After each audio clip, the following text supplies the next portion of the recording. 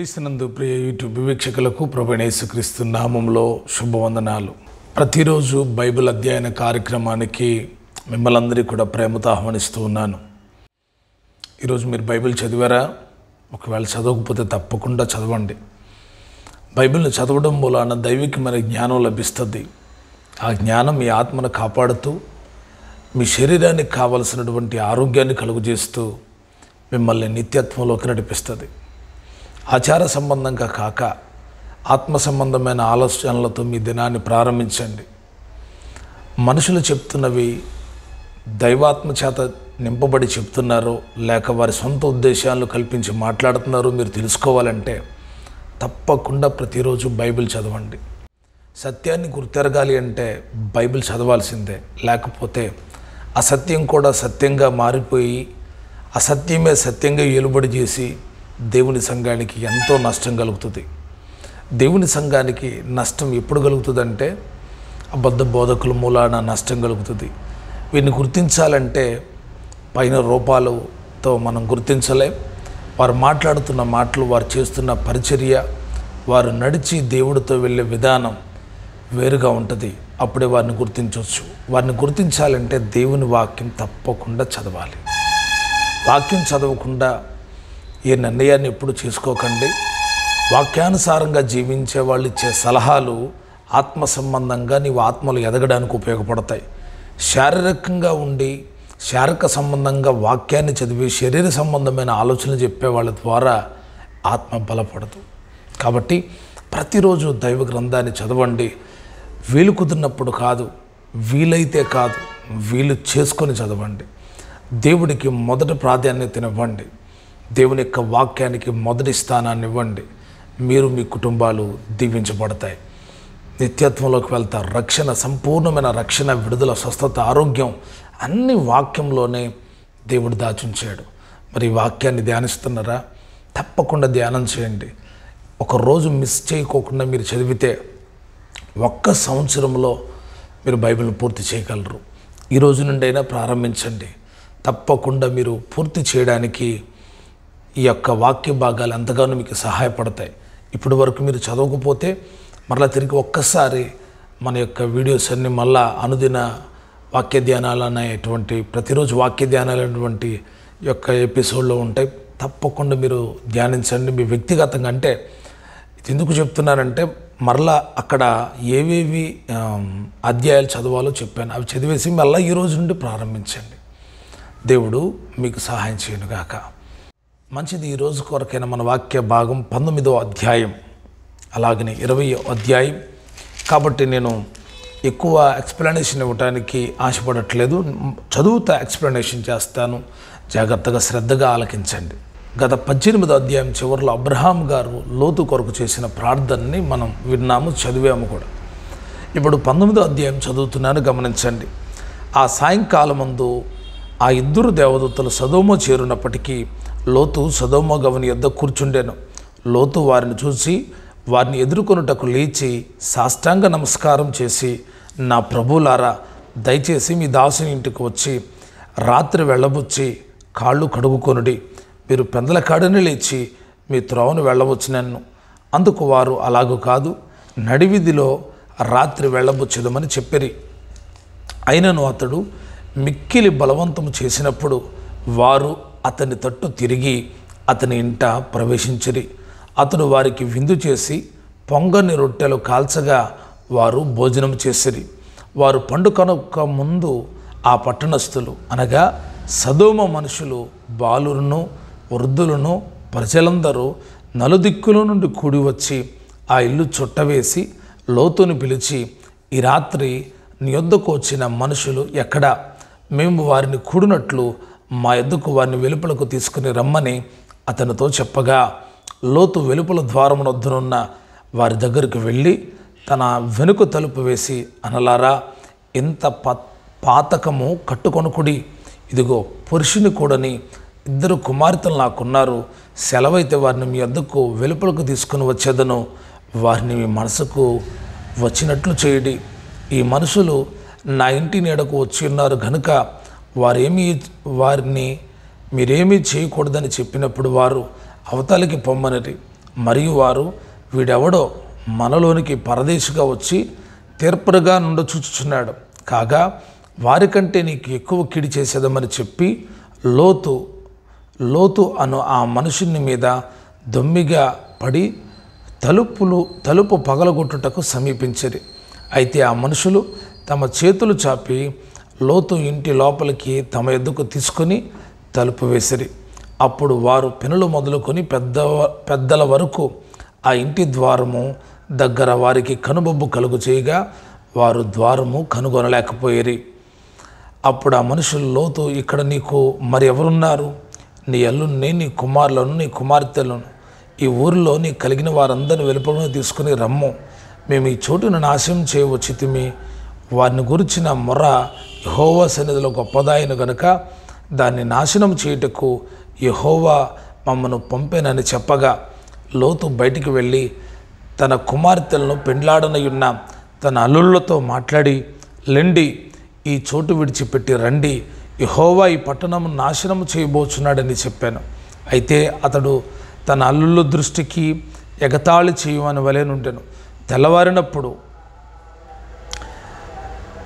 ఆ దూతలు లోతును త్వరపెట్టి, లెమ్ము, ఈ ఊరి దోషశిక్షలో నశించిపోకుండా నీ భార్యని ఇక్కడి నుండి నీ 2 కుమార్తెలను తీసుకొని రమ్మని చెప్పిరి.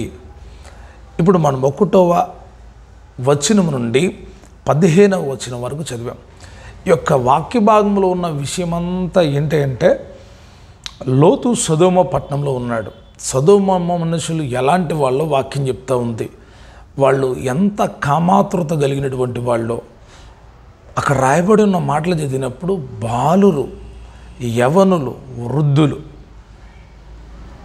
బాలురు అంటే వాళ్ళకి ఎలాగా వాళ్ళు కూడా మనిషిని కూడడానికి ముందుకొచ్చారు. బాలురు, వృద్ధులు, ప్రజలందరూ నలుదిక్కుల నుండి కూడి వచ్చారు. ఎందుకు? లోతు ఇంటికి 2 మనుషులు వచ్చారు. వారు చాలా అందంగా ఉన్నారు. వారితో సైనించాలని, వారితో కూడాలని. మరి వీళ్ళందరూ ఎవడైనా కలవడానికి 1, 2, 3 వస్తారని అనుకుందాం. మరి ప్రజలందరూ వస్తే అంటే వీళ్ళిద్దరిని పాడు చేయడానికి ఊరంతా కట్టగట్టుకొని వచ్చింది. ఎంత దుర్మార్గులో ఆ పట్టణంలో ఉన్న ప్రజలు మీరు ఒకసారి గమనించండి. దేవుడు ఊరకనే ఎవరిని శిక్షించడో, ఊరకనే దేవుడు ఎవరిని మీద తీర్పు తీర్చడో, వారి వారి పనులను బట్టే తీర్పు ఉంటుంది. వారి వారి క్రియలను బట్టే దేవుడు వారికి తీర్పు తీరుస్తాడు. నిజంగా లోతు కుటుంబం చాలా విశేషమైన కుటుంబం. వారి పిల్లల గురించి లోతు చెప్తున్న సాక్ష్యం, ఇదిగో నాకు 2 కుమార్తెలు ఉన్నారు, వారిని పురుషులు అనేవాళ్ళు ఎవరు ముట్టుకోలేదు, వాళ్ళని మీకు ఇస్తాను, మీ ఇష్టం వచ్చినట్టు చేయండి అంటే వాళ్ళు అంటారు, వాళ్ళు మాకొద్దు. ఎందుకని? నేను మరలా చెప్తున్నాను, దేవుడి పిల్లలకి దేవుడు క్షేమాన్ని కలుగు చేస్తాడు. అటువంటి భయంకరమైన ప్రజల మధ్యలో లోతు ఉంటున్నా ఇప్పుడు తన కుమార్తెలు ఇతరుల కంటపడకుండా దేవుడు దాచిపెట్టాడు. అంత మాత్రమే కాకుండా వారు ఒక పద్ధతిని కూడా పాటిస్తున్నట్టుగా అనిపిస్తుందా? లేదు, వాళ్ళకి పద్ధతే లేదు. ఇంటికి వచ్చిన అతిథుల్ని పాడు చేయాలి అని అనుకున్నారు. అయితే ఆ ఇంటికి వచ్చింది దూతలు. ఈ దేవదూతలు మనుషుల ఆకారంలో సాక్షాత్తు లోతు ఇంటికి వచ్చారు. అబ్రహాం ఇంటికి వెళ్ళిన దూతలే మరలా తిరిగి ఈ యొక్క లోతు ఇంటికి కూడా వచ్చారు. లోతు కూడా అబ్రహాం ఏ రీతిగా ఆతిథ్యాన్ని విందును చేశాడో అదే పద్ధతి కాకపోయినా ఆ రీతిగా విందును చేశాడు. నిజంగా ఒక దేవుని దూతను గౌరవించేటువంటి విషయంలో అబ్రహాము, లోతు చాలా విశేషంగా కనబడతారు. ఎప్పుడైతే ఆ దూతలు కనబడ్డారో వెంటనే ఆ యొక్క లోతు చేసిన పని ఏంటంటే వారిని ఎదుర్కొనుటకు లేచి సాష్టాంగ నమస్కారము చేసి, వాళ్ళు వస్తూ ఉంటే వాళ్ళని ఎదుర్కొనడానికి ఎదురు లేచి వెళ్ళి సాష్టాంగ నమస్కారం చేసి వాళ్ళని ఇంటికి ఆహ్వానిస్తూ ఉన్నాడు. దేవుని దూతలను ఆ రీతిగా ఆహ్వానించడం అనేది ఓ దైవికమైన విషయమై ఉంది. దేవుని గౌరవిస్తున్నారు అంటే దేవుని దూతలను కూడా గౌరవిస్తారు. చాలామంది అడిగారు, మేము దేవుణ్ణి ఎలా గౌరవిస్తున్నామండి? మీరు ఎప్పుడైతే మీ ఇంట అడుగుపెట్టే దేవుని సేవకులను గౌరవిస్తారో అప్పుడు మీరు దేవుణ్ణి గౌరవించినట్టు. చాలామంది ప్రార్థన చేస్తారు, భక్తిగా ఉంటారు, వాక్యాన్ని కూడా చదువుతారు, చాలా స్తుతి చేస్తారు. దేవుని సేవకుడిని గౌరవించడం తెలియదు.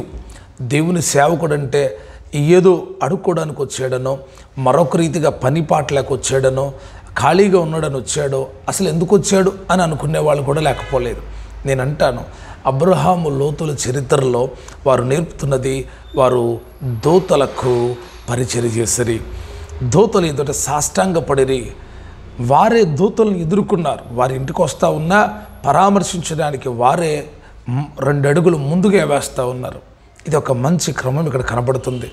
అయితే ఆ ఇంటి చుట్టూతో గుమ్ముగూడి లోతులు ఇంటికి వచ్చిన ఆ దేవదూతలను పాడు చేయాలని వారు అనుకున్నప్పుడు, దేవదూతలంట లోతుని లోపలికి తీసుకొని తలుపేసేసినప్పుడు కనుబొబ్బు కలిగిందంట.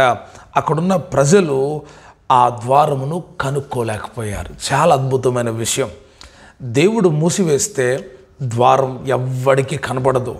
నీ ఇంటి చుట్టూతో దేవుడు తన కనుబొబ్బును కలుగు చేస్తే నీ ఇంటి ఛాయల్లోకి ఏ దుష్టుడు రాలేడు, ఏ దుర్మార్గుడు ప్రవేశించలేడు. ఎందుకంటే దేవుడు చేస్తే దాన్ని తిరిగి చేయడానికి ఎవరికి సాధ్యం కాదు.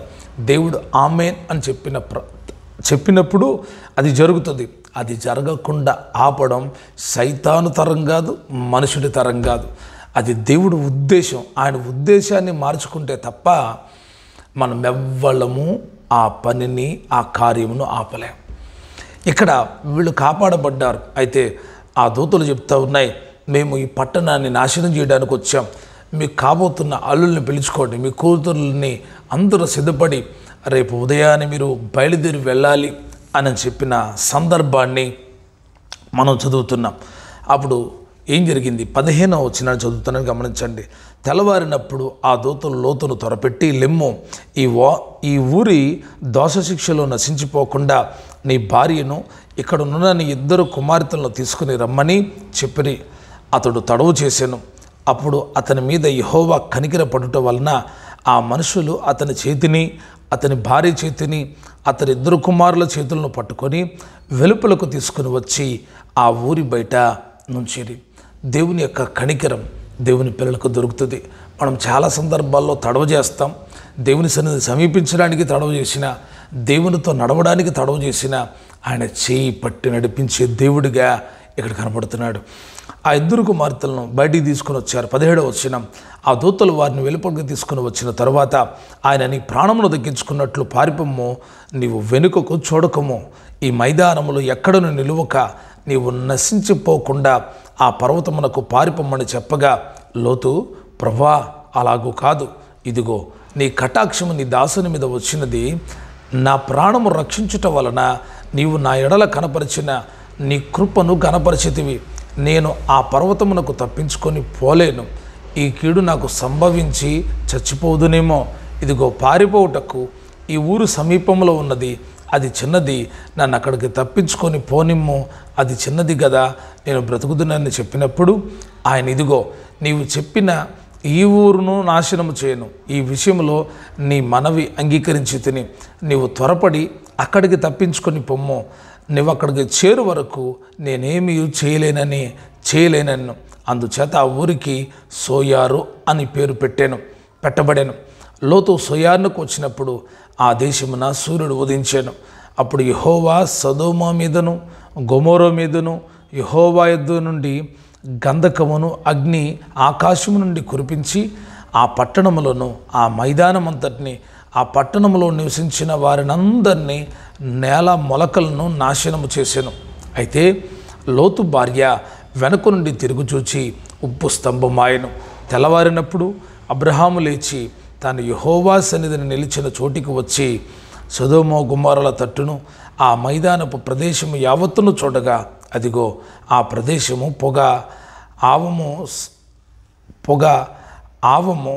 పొగవలే లేచుచుండెను.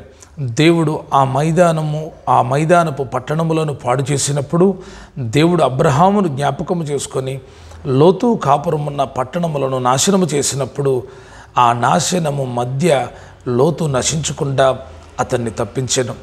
లోతు సోయారులో నివసించుటకు భయపడి తన 2 కుమార్తెలు కూడా సోయారు నుండి పోయి ఆ పర్వతమందు నివసించెను. అతడును అతని 2 కుమార్తెలను ఒక గుహలో నివసించిరి. అట్లుండగా తన అక్క తన చెల్లితో, మన తండ్రి ముసలివాడు, సర్వలోక మర్యాద చొప్పున మనతో పోవుటకి ఈ లోకంలో ఏ పురుషుడునూ లేడు. మన తండ్రికి ద్రాక్షారసము త్రాగించి అతనితో శయనించి మన తండ్రి వలన సంతానము కలుగు చేసుకుందాము రమ్మని చెప్పాను. ఆ రాత్రి వారు తమ తండ్రి ద్రాక్షారసము త్రాగించిన తరువాత అతని పెద్ద కుమార్తె లోపలికి వెళ్ళి తన తండ్రితో శయనించాను. కానీ ఆమె ఎప్పుడు శయనించానో ఎప్పుడు లేచిన పోయినో అతనికి తెలియదు. మరునాడు అక్క తన చెల్లిని చూసి, నేను రాత్రి నా తండ్రితో నేను శయనించి తిని ఈ రాత్రి అతని ద్రాక్షారసమును త్రాగించిన తర్వాత నీవు లోపలికి వెళ్ళి అతనితో శయనించుము, అలాగున మన తండ్రి వలన సంతానం కలుగు చేసుకుందామని చెప్పాను. ఆ రాత్రి వారు తమ తండ్రికి ద్రాక్షారసము తాగించి అప్పుడు చిన్నది లేచి అతనితో శయనించాను. ఆమె ఎప్పుడు శయనించానో ఎప్పుడు లేచినో పోయినో అతనికి తెలియదు. అలాగున లోతు యొక్క 2 కుమార్తెలు తమ తండ్రి వలన గర్భవతులైరి. వారిలో పెద్దది కుమారుని కని వానికి మోయాబు అని పేరు పెట్టాను. అతడు నేటి వరకు మోయాబీలకు మూలపురుషుడిగా ఎంచబడును. చిన్నది కూడా కుమారుని కని బెన్యామి అని పేరు పెట్టాను. అతడు నేటి వరకు అమ్మోనీలకు మూలపురుషుడిగా ఎంచబడును. ఇది 19వ అధ్యాయం. ఈ 19వ అధ్యాయము మొదటి భాగాన్ని మనం చూసాం. 2వ భాగంలో లోతుని వెళ్ళమని ఆయన చెప్పాడు. లోతు తడవ చేసి చేతులు పట్టుకుని నడిపించాడు. లోతు ఒక రిక్వెస్ట్ చేసుకున్నాడు, నేను అంత దూరం వెళ్ళాను, నేను ఇక్కడ దగ్గరున్న ప్రాంతానికి వెళ్తాను అంటే, అది కూడా నీ మొర విన్నాను, నీ మాట వింటున్నాను, నువ్వు వెళ్ళని చెప్పి ఆ లోతును పంపిన తర్వాత, లోతు వెళ్ళిన తర్వాత ఆ పట్టణాన్ని, సొదొమ పట్టణాన్ని నాశనం చేయటం. అబ్రహాము ఆ పట్టణము యొక్క నాశనాన్ని చూస్తూ ఉన్నాడు. పొగ రాజుతో ఉంది. ఆ సంభవం తరువాత లోతు సోయారు నుంచి మరొక గుహలోకి, అంటే కొండ ప్రాంతంలోకి వెళ్ళారు. అక్కడ మనుషు సంచారం లేదు. తన యొక్క 2 కుమార్తెలు ఆలోచించుకున్నారు, మనతో ఏ పురుషుడు లేడు, మనకు సంతానం కావాలి, మర్యాద చొప్పున చేద్దామని చెప్పి తండ్రి తెలియకుండా వారిద్దరూ తండ్రితో కలిసినప్పుడు సంతానాలు ఏర్పడ్డాయి. ప్రియ సహోదరులారా, వీటిని తప్పుగా వ్యాఖ్యానించే వాళ్ళు కూడా ఉన్నారు. ఇది దేవుడు చేయమని చెప్పింది కాదు, మనుషుల స్వభావం ఈ రీతిగా ఉంటుందని దేవుడు తెలియచేయడానికి ఈ విషయాన్ని రాసిపెట్టాడు. మనుషుల యొక్క మనసులు కొన్నిసార్లు ఈ రీతిగా ప్రవర్తిస్తాయని, ఈ రీతిగా వచ్చిన సంతానం వల్ల కలిగిన నష్టం ఎంతో కూడా మనం రాబోయే అధ్యాయంలో చూడబోతూ ఉన్నాం. వారు 2 పిల్లలు కన్నారంట. మొదటి వాళ్ళు మోయాబీలకు మూలపురుషులైతే 2వ వాడు అమ్మోనీలకు మూలపురుషుడిగా ఉన్నాడు. ఇది 19వ అధ్యాయం. అక్కడి నుండి అబ్రహాము దక్షిణ దేశమునకు తగ్గిపోయి కాదేశుకును షూరుకును మధ్య ప్రదేశంలో నివసించి గెరారులో కొన్నాళ్ళు ఉండెను. అప్పుడు అబ్రహాము తన భార్యను శారాను గురించి, ఈమె నా చెల్లెలని చెప్పాను గనుక గెరారు రాజైన అబీమెలెకు శారాను పిలిచి తన ఇంట చేర్చుకొనెను. ఆయనను రాత్రి వేళ దేవుడు స్వప్నమందు అబీమెలెకు వద్దకు వచ్చి, నీవు నీ ఇంట చేర్చుకున్న స్త్రీ ఒక పురుషునికి భార్య కనుక ఆమె నిమిత్తము నీవు చచ్చినవాడవు సుమి అని చెప్పాను. అయితే అబీమెలెకు ఆమెతో పోలేదు గనుక అతడు, ప్రభా, ఇట్టి నీతిగల జనమును హతము చేయుదునా? ఈమె నా చెల్లెలని అతడు నాతో చెప్పలేదా? మరియు ఆమె కూడా, అతడు నా అన్నానను, నేను చేతులతో ఏ దోషము చేయక యథార్థోదయముతో ఈ పని చేసి తినను. అందుకు దేవుడు, అవును, యథార్థోదయంతో దీన్ని చేసేవన్నీ నేను ఎరుగుదును. మరియు నీవు నాకు విరోధముగా పాపము చేయకుండా నేను నిన్ను అడ్డగించుతిని, అందుకే నేను ఆమెను ముట్టనీయలేదు. కాబట్టి ఆ మనుషుని భార్యను తిరిగి అతనికి అప్పగించుము. అతడు ప్రవక్త, అతడు నీ కొరకు ప్రార్థన చేయును, నీవు బ్రతుకుదువు. నీవు ఆమెను అతనికి అప్పగించిన ఎడల నీ వారందరూ నిశ్చయముగా, నీవు ఆమెను అతనికి అప్పగించని ఎడల నీ వారందరూ నిశ్చయముగా చచ్చెదరని తెలుసుకొనమని స్వప్నమందు అతనితో చెప్పాను. తెల్లవారినప్పుడు అబీమెలెకు లేచి తన సేవకులందరినీ పిలిచి ఈ సంగతులన్నీ వారికి వినిపించినప్పుడు ఆ మనుషులు మిగుల భయపడరి. అబీమెలెకు అబ్రహామును పిలిచి, నీవు మాకు చేసిన పని ఏమిటి? నీవు నా మీదకి, నా రాజ్యము మీదకని మహాపాతకము తెప్పించినట్లు నేను నీ ఎడల చేసిన పాపమేమిటి? చేయరాని కార్యములు నాకు చేసితివని అతనితో చెప్పాను. మరియు అబీమెలెకు, నీవేమి చూచి ఈ కార్యం చేసితివని అబ్రహామును అడగగా, అబ్రహాము, ఈ స్థలమందు దేవుని భయం ఏమాత్రం లేదు గనుక నా భార్య నిమిత్తం నన్ను చంపుదురనుకొని చేసి తినను. అంతేకాక ఆమె నా చెల్లెలను మాట నిజమే. ఆమె నా తండ్రి కుమార్తె కానీ నా తల్లి కుమార్తె కాదు. ఆమె నాకు భార్య అయినది. దేవుడు నన్ను నా తండ్రి ఇంటి ఇల్లు విడిచి దేశాంతరము పోవునట్లు చేసినప్పుడు నేను ఆమెను చూచి, మనము ప్రతి స్థలమందు ఇతడు నా సహోదరుడు నన్ను గురించి చెప్పుము, నీవు నాకు చేయవలసిన ఉపకారం ఇదేనని చెప్పి తినను. అబీమెలెకు గొర్రెలను గొడ్లను దాసి జనులను రప్పించి అబ్రహాముకిచ్చి అతని భార్య అయిన శారాను అతనికి తిరిగి అప్పగించెను. అప్పుడు అబీమెలెకు, ఇదిగో నా దేశముని ఎదుటనున్నది, నీకిష్టమైన స్థలమందు కాపురముండమెను. మరియు అతడు శారాతో, ఇదిగో నీ అన్నకు నేను 1000 రూపాయలు ఇచ్చి ఉన్నాను. ఇది నీ యొద్దనున్న వారందరి దృష్టికి ప్రాయశ్చిత్తముగా నుండుటకై ఇది నీ పక్షముగా ఇచ్చి ఉన్నాను. ఈ విషయమంతట్లో నీకు న్యాయము తీరిపోయినదన్ను. అబ్రహాము దేవునికి ప్రార్థింపగా దేవుడు అబీమెలెకును అతని భార్యను అతని దాసీలను బాగు చేసెను. వారు పిల్లలు కనిరి. ఎలాగనగా అబ్రహాము భార్య అయిన శారాను బట్టి దేవుడు అబీమెలెకు ఇంట్లో ప్రతి గర్భమును మూసి ఉండెను. ఈ 20వ అధ్యాయం అంతలో అబ్రహాము గారు అబీమెలెకు రాజు యొక్క పట్టణానికి చేరడం, అక్కడ నా చెల్లెలని చెప్పడం, అబీమెలెకుతో దేవుడు మాట్లాడడం, తిరిగి అబ్రహాము గారితో మాట్లాడడం, అబీమెలెకు ఆ తర్వాత అబీమెలెకు కోసం అబ్రహాము ప్రార్థన చేయడం, వారి మూయబడిన గర్భాలు తెరవబడడం యొక్క 20వ అధ్యాయంలో మనం చూస్తూ ఉన్నాం. దేవుడు ఒక మాట చెప్తున్నాడు అబీమెలెకుతో, ఇదిగో అతడు ప్రవక్త, అతడు నీ కొరకు ప్రార్థన చేసేవాడు, కాబట్టి ఆమెను అతనికి అప్పగించేయి, నీకు మంచిగా ఉంటుంది. ఒకవేళ అప్పగించకపోతే అంటాడు, నీ వారందరూ నిశ్చయముగా చచ్చేదరని తెలుసుకోనమని చెప్తూ ఉన్నాడు. 20వ అధ్యాయంలో చాలా విలువైనటువంటి విషయం. గెరారులో అబ్రహాము తన భార్య కాదని చెప్తున్నాడు. అక్కడేమన్నాడంటే నా భార్య కాదు, నా యొక్క చెల్లి అంటున్నాడు. దాన్ని బట్టి అబీమెలెకు ఇంట్లో గర్భాలు మూసివేయబడ్డాయి. ఆ తరువాత తిరిగి శారాకి బహుమానం ఇవ్వబడింది. ఈ అద్భుతమైన విషయాలు 20వ అధ్యాయంలో మనం చదువుతున్నాం. ప్రియ స్నేహితులారా, తప్పకుండా మీరు బైబిల్ చదవండి. దేవుడు తాను బయలుపరిచిన ప్రతి విషయంలో ప్రతి పాఠం ఉంటుంది. మనం అనుకోవచ్చు ఈ చెడు కార్యాలని కూడా ఎందుకు దేవుడు రాసిపెట్టాడు అని. మానవుడు ఎంతటి బలహీనత కలిగిన వాడో తెలుసుకుంటే వాటి విషయాల్లో తప్పించుకొని బలవంతుడు కాగలడు. కొన్ని సందర్భాలు ఇలాగ జరగవచ్చు కూడా, జరిగినవి కూడా. అయితే అంత మాత్రాన మనం బలహీనలు కాకూడదు. మనం దేవుని వైపు చూస్తూ ఉండాలి. దేవుడు తన పిల్లలను మర్చిపోడు, తప్పిస్తాడు అని మనం తెలుసుకోవాలి. ఆయన పిల్లలను ఎప్పుడు కూడా చేయబడవు. ఆయన చేయి పట్టుకుని నడిపించే దేవుడు. లోతును తన భార్యను బిడ్డలను కూడా సొదొమ నుంచి బయటకు నడిపించినట్లుగా, ఆ యొక్క దేవదూతలు నడిపించినట్లుగా దేవుడు మిమ్మును మీ కుటుంబాలను ఆ శాపగ్రస్తమైన స్థితిలో నుండి నడిపించునుగాక. సొదొమ గొమొర్రా మంచి పట్టణాలు కావు, అవి భయంకరమైన పట్టణాలు. ఆ పట్టణాలని మనం అనుకుంటున్నాం. ఈ రోజులో అటువంటి పరిస్థితుల మధ్య మనం ఉంటే దేవుడే మనల్ని విడిపించి నడిపించి రక్షించే దేవుడై ఉన్నాడు. ఆయన అంటున్నాడు, నువ్వు వెళ్ళి ఆ పట్టణముకు చేరు వరకు నేను ఈ కార్యం చేయను. ఎందుకంటే ఆయన ఉద్దేశం, ఒకవేళ వెళతా ఉంటే చేస్తే అవి అగ్ని గంధకాలు. ఒక్క గంధకము పడినప్పుడు కలిగే ఆ వేడికి వీరు ఆహుతి అయిపోవచ్చు. దేవుడు గొప్ప ప్రణాళిక లోతు పట్లే కాదు మన పట్ల కూడా ఉంది. పరీక్షిస్తే అనుభవిస్తాం, పరీక్షిస్తే మనకు దొరుకుతుంది. కాబట్టి ప్రతిరోజు బైబిల్ చదివి మీరు ఆధ్యాత్మికంగా బలపడండి. దేవుడు మిమ్మును మీ కుటుంబాలను కాపాడి రక్షించునుగాక. మీ ప్రతి అడుగులో తన నిబంధనను స్థిరపరిచి మిమ్మల్ని ఆయన తన నిత్య రాకడ కొరకు సిద్ధపరచునుగాక. Thank you. God bless you.